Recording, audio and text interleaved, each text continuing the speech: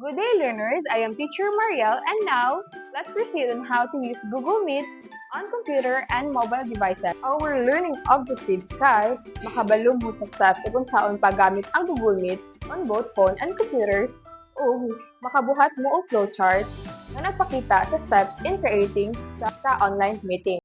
Let's start using Google Meet on your computer. So first, on your computer, click the Google Chrome. After clicking the Google Chrome, kaning address bar, type the meet.google.com. Then press enter. Para magamit nimo ang Google Meet is click this sign in. Once you click sign in, you can choose an existing account like this one. Click and enter your password.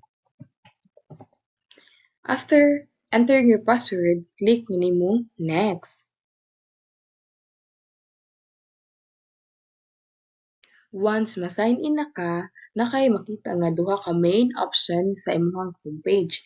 Kaning click kaning new meeting o kaning enter a code or link. So, once you click the new meeting button, kay naa kay makita nga 3 ka options. The first option is create a meeting for later.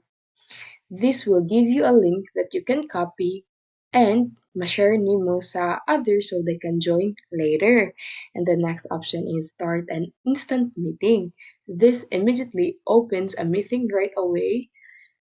And the next option is schedule in Google Calendar. Kani is this allows you to set a meeting for a specific date and time using a Google Calendar. For this guide, ang atong gamiton kay kaning enter a code or link. So first yung button kay mo na siya i-click, then paste the link, then click the join. Before ka musud sa inyong meeting, imo dapat i-make sure nga naka-allow ba yung microphone o imong camera. Para magamit nimo, imong pislitin allow microphone and camera, then click this use microphone and camera. O nya, i-click nimo allow this time kay para magamit nimo. Karon nga okay na imong microphone and camera, pwede na nimo pisliton ang kaning join now. Karon nga naa sa susod sa meeting, nakay makita nga mga toolbar nga nasa ubos kani sila kani dapita. Atong tagsa-tagsaon. So first nga button is kaning microphone. Pwede na nimo i-turn off. Pwede po nimo i-turn on. Ang next button is camera. Pwede po na i-turn off.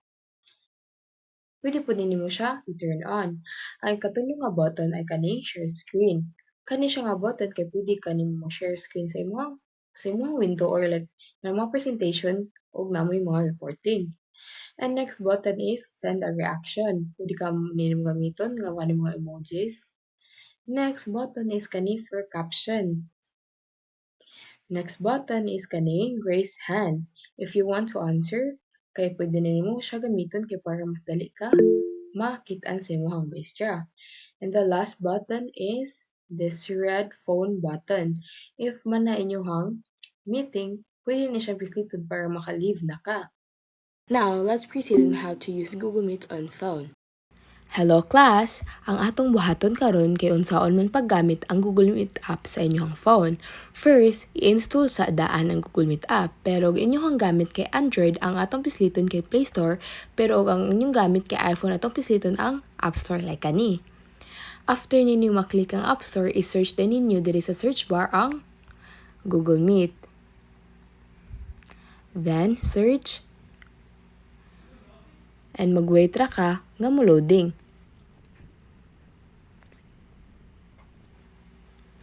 After ana class, i-place dito na nimong Google Meet and click this one. And ma-install na siya. Kay human naman siya download, imo na pisliton ang kaning open.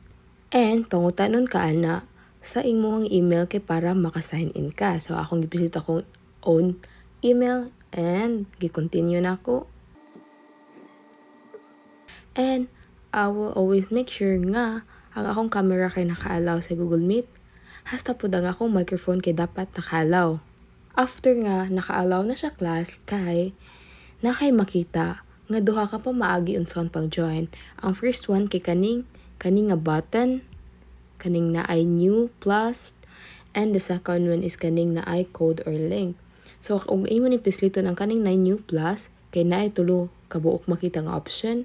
First kay kaning create link, schedule o group call. And the next is kaning code para maka-join ka imo ra pislit ang code nga na siya class.